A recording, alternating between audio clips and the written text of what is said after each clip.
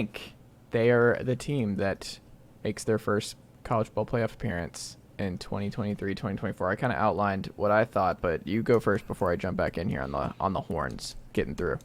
I guess I kind of spoiled what I was going to say already, but I don't think – I mean, I think they're definitely a contender. If I got to pick a second team on this list, Texas is definitely it.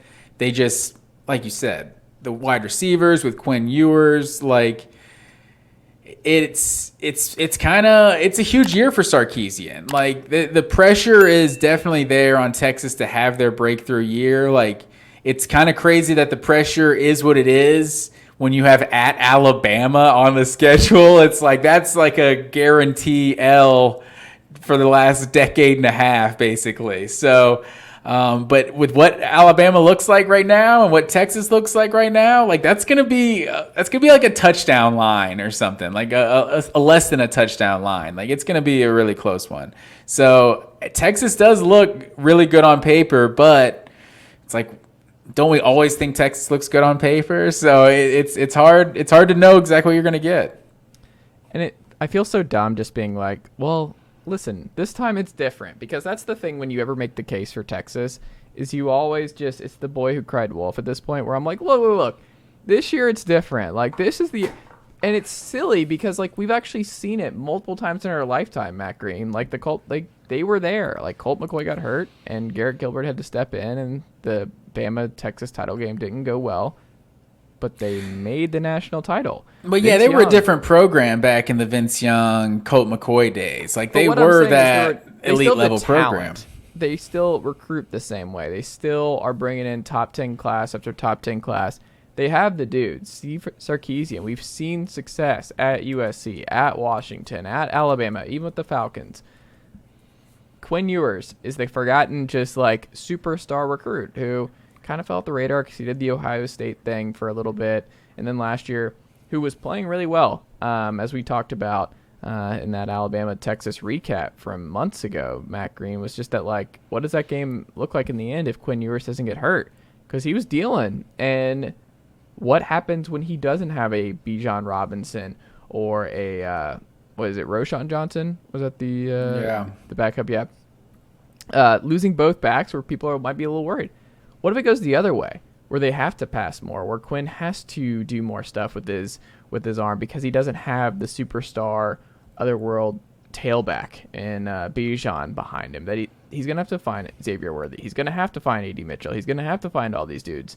And I think that's a positive. I think you can make the case Texas has the best trio of wideouts heading into the 2023 season. I think that's fair. And look, the defense was great last year. I think you could make the case Quinn Ewers has the talent to have a Heisman-type year for Texas. That obviously helps their chances significantly. They have the talent. They're in the blue chip ratio. They have to beat Bama on the road this time. They blew it at home last year. So now you got to go into Tuscaloosa and win that game. It's going to be very different. It's obviously going to be a big game for, I'm sure College Game Day will be there for Bama, Texas. Like, it's just going to be, it's going to be tough regardless of what we think about Alabama at this point. Like, Bama should be favored and it's going to be big. Oklahoma's always Oklahoma, Texas, but they were 24th in scoring last year. If you want to make the playoff, guess what? You got to be top 10. Like, that's just the name of the game. You've got to be better. You were good. You got to be elite offensively this year. That has to happen under Steve Sarkisian. You're an offensive genius. You got to do it. There's also this idea that Quinn Ewers got hurt versus Alabama and then was out for the season or something. Like, he missed like a couple games, and then he got a lot of mediocre games from Quinn Ewers, if we're being honest. Like, say with the offensive line or whatever the case may be, or the inconsistent receiver play or whatever it was. He had a lot of dud games, and he had some good, he had some bad. So you also need to see Quinn Ewers be more consistent. I mean, I agree. But I also think it's possible. Like, he has the talent to be more consistent. I think that defense has the pieces to be a top 20 defense in scoring. If they're top 10 in offense, top 20, top 20, 30 in defense, that screams 11-1 type year for them. And they can be there. This schedule is not that terrifying. Like, you look at this, the biggest landmine is obviously at Alabama, but you beat Oklahoma. You get Kansas State at home. Like, you get Texas Tech at home to end the year. You got to go to Baylor, but I think Baylor will be down a little bit. You get Kansas at home this time.